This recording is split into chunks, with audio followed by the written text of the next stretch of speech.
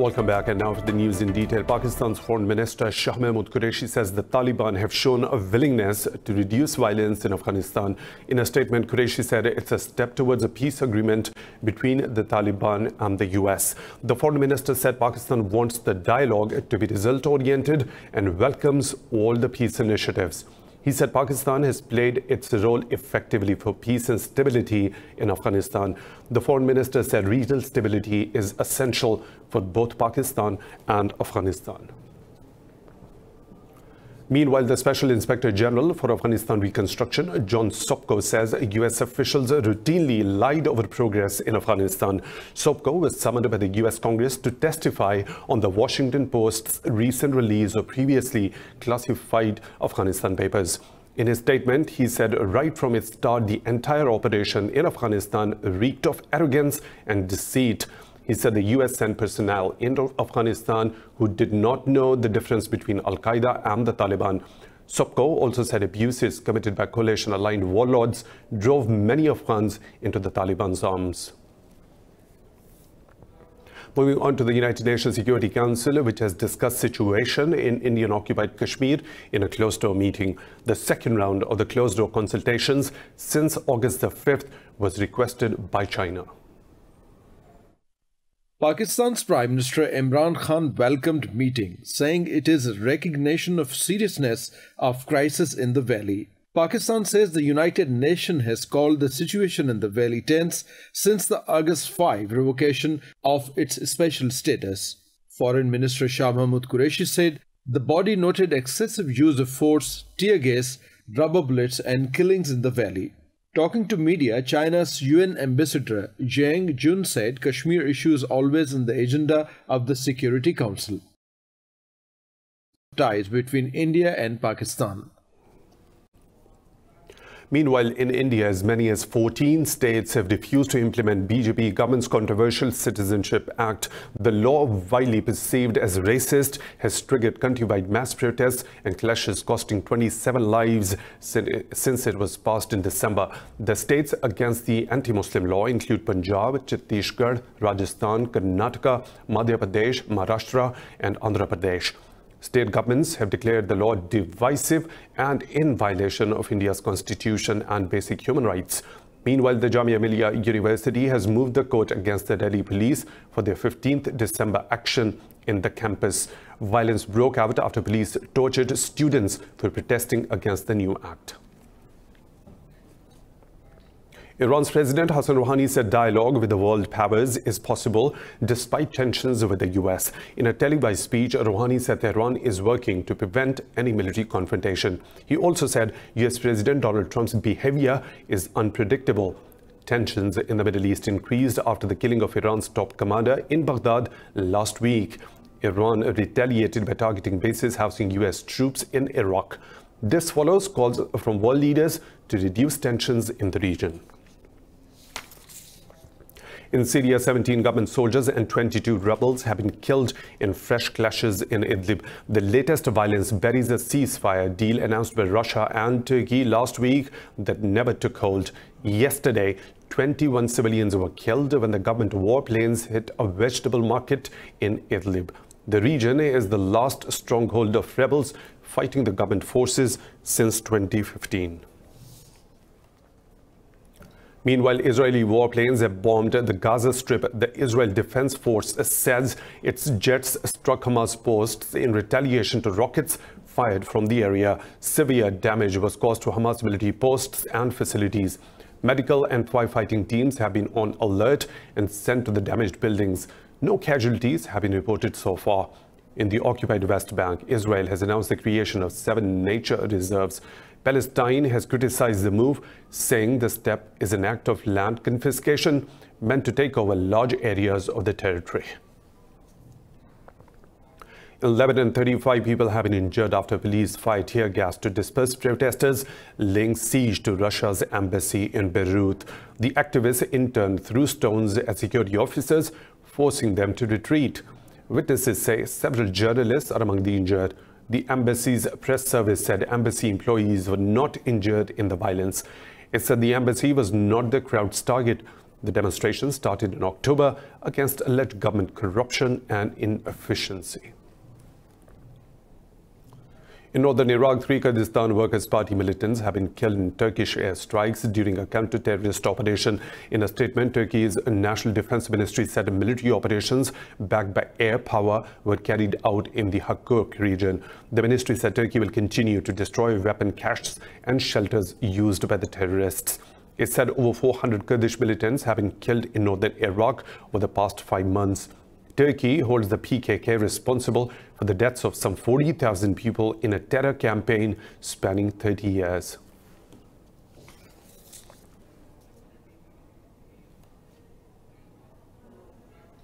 To ease the trade war that has rattled the world economy for nearly 2 years, the US and China have signed a Phase 1 trade agreement.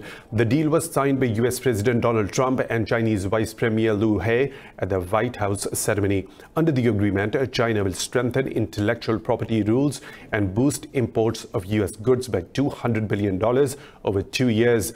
President Trump said both the countries are correcting the wrongs of the past and delivering a future of economic justice and security. Chinese Vice Premier Liu He said the agreement is rooted in equality and mutual respect before defending his country's economic model. This is mutually beneficial and a win-win agreement. It will stabilize global economic development, promote world peace and prosperity, and it is in the interest of the producers, consumers, and investors in both countries. At the same time, this agreement is not directed at or will affect the lawful rights and the interest of any third country. It is in line with the rules of the World Trade Organization.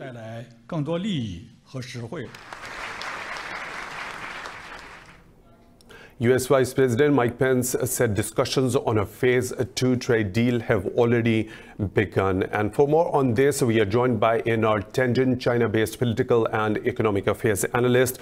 Thank you for joining us. With the US and China signing the deal, how far can the rest of the world take this as a sign that the global economy will return to normal? No, if there's an old normal, the new normal will probably involve quite a bit of distrust between these two powers. This is more of a truce. If you read through the 92-plus page document, you'll see that it's more like a memorandum of understanding. There are some big numbers that I think Donald Trump wanted for his political side. And there's this snapback agreement, which is kind of a buzzword that the U.S. has some sort of retaliation. But in terms of China, they could walk away from the deal entirely, and then we're back to square one. So a lot remains to be seen how it's implemented and if, in fact, these two want to cooperate with each other. You'll note that Donald Trump only talked about the U.S., whereas the Chinese side was more talking about the global situation and how that would affect everybody involved. Mr. Tenzin, with China agreeing to purchase $200 billion of U.S. goods and strengthen its intellectual property rules, how fair is it to say the U.S. has won the trade war? Well, the intellectual property rules have actually been being strengthened. In fact, there is nothing actually in the new document which hasn't already been implemented. People can say that that was in anticipation of this agreement, but the fact is that China has been making great strides. Remember, China is now the largest filer of intellectual property rights in the world. They now have skin in the game. This was not true in 2001, and they're very interested in protecting the rights. So I think that solves itself. In terms of the big numbers, you have to see. Remember, for example, in agriculture, in 2017, which was the height of the agricultural trade between China and U.S., China only imported $24 billion. It's hard to see how you could get $40 billion because of capacity issues. Remember, farmers cut back on the amount they're growing over the uncertainty. So there's not a lot of excess capacity where they could ship that to China. So it remains to be seen how that will work out. Thank you very much, in Tianjin, China-based analyst, for joining us live. And now the experts from leading international financial institutions welcome the Phase 1 trade agreement between the US and China, calling the deal a much-needed step. They say it will benefit the two countries and galvanize the global economy. The details in this report. After almost 2 years of trade war that slowed global growth, the world's two biggest economies have made a truce. Bruce Kasman, chief economist of JP Morgan, believes the preliminary trade pact will end market uncertainty. And I think that will be a plus for business sentiment. It will be a plus for global growth as we look into 2020, as we take away one of the more significant concerns and risks. Under the agreement, China has pledged to boost US imports by $200 billion over 2 years and strengthen its intellectual property rules. Acclaimed US economist and author David Goldman said the new deal will help the American manufacturing sector. I think the uncertainty will decrease and we'll have a return to some improvement in capital investment, so a moderate recovery in industrial production in the United States, probably some significant improvement in countries that are oriented towards capital goods exports, like, for example, Germany, Japan, South Korea. The US and China have now opened negotiations on a Phase 2 trade deal, looking for a complete waiver of tariffs on Chinese goods and other issues. More stories to follow right after a short break.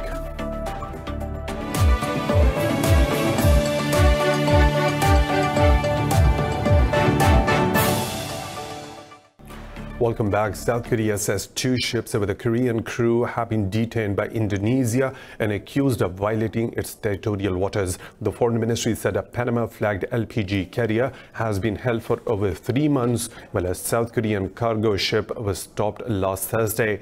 The ministry said 9 South Koreans, including the captain and 8 Indonesian sailors, were on board one of the vessels. It said the second ship carried 4 South Koreans and 19 Indonesians. The South Korean government is working to secure the sailors' release. European Commission President Ursula von der Leyen says a hard border between Northern Ireland and Ireland will never return post-Brexit. Von der Leyen said the European Union withdrawal agreement assures the current border status will stay intact. She said the EU is ready to invest in the implementation of the withdrawal protocol, as it will ensure its full execution. She said the Brexit debate magnified Ireland's national sovereignty. Leyen said Ireland is a strong and confident country with the fastest growing economy in the European bloc.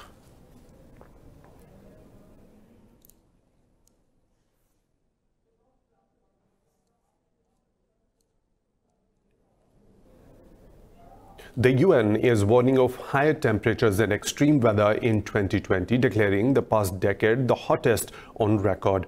The World Meteorological Organization says the dire consequences of increasing global temperatures are already visible. The WMO pointed to retreating ice, record sea levels, increasing ocean heat and acidification. It said the year 2019 is the second hottest on record after 2016. The UN agency says since the 1980s, each decade has been warmer than the one before, warning the trend is expected to continue. Rainfall across parts of eastern Australia have provided some relief after months of catastrophic fires fueled by climate change. But the air quality in the parts of the country has become the worst on the planet. This report has the details. Australia's Weather Bureau says the country will have to wait until March for heavy rains. The blazes have claimed 29 lives and killed over 1 billion animals. More than 2,000 homes have been destroyed. Some 100 fires are still burning across the east coast. Meanwhile, British tennis player Liam Broady has criticised Australian Open officials for holding the qualifying round this week, despite the toxic smoke. Earlier, Slovenian Dalila Jakopovic was forced to retire while leading in her match when she was overcome by a coughing fit. Yeah, I have no asthma or breathing problems. I never experienced something like this, like I had yesterday. I mean, it was really scary. I like couldn't breathe. I didn't know what to do. I had the feeling like I'm gonna collapse on the court, and I was really scared, I have to say. And the whole match was tough for me to breathe, to get some fresh air, to get some air at all. So yeah, was tough conditions, very. Japan's defense ministry says it has sent 2 transport planes and 70 personnel to join efforts to fight the devastating bushfires. Brazil's indigenous tribes have joined forces to protect the environment and native land rights. The tribes say far-right President Jair Bolsonaro's policies are destroying the Amazon forest. Nearly 450 members of the 47 tribes met at a village on the Xingu River to discuss their plan of action. Bolsonaro previously said he wants to open up the Amazon to commercial mining and agriculture to lift indigenous people out of poverty. Kayapo chief said and rejected the prospect of mining on tribal lands and called on Brazil's Congress to block the measures. The coordinator of Brazil's Association of Indigenous Peoples, Sonia Guajajara, called it a grave moment in history. We are going through a very grave moment in our history. It looks like a war scenario. The criminalization of our leaders, the assassination of indigenous people, the increasing rate of violence due to land conflicts, illegal logging, illegal mining. They are there as if it were nothing. Por conta, de conflitos fundiários.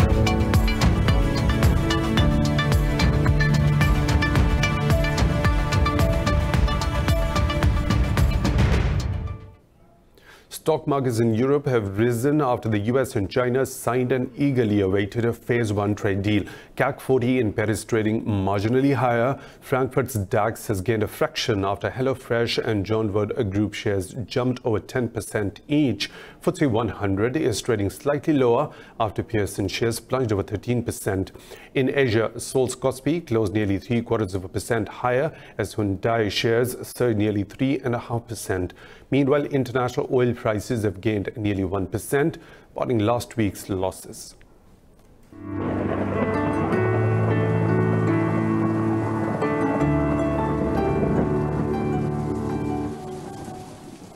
Another weather situation from around the globe.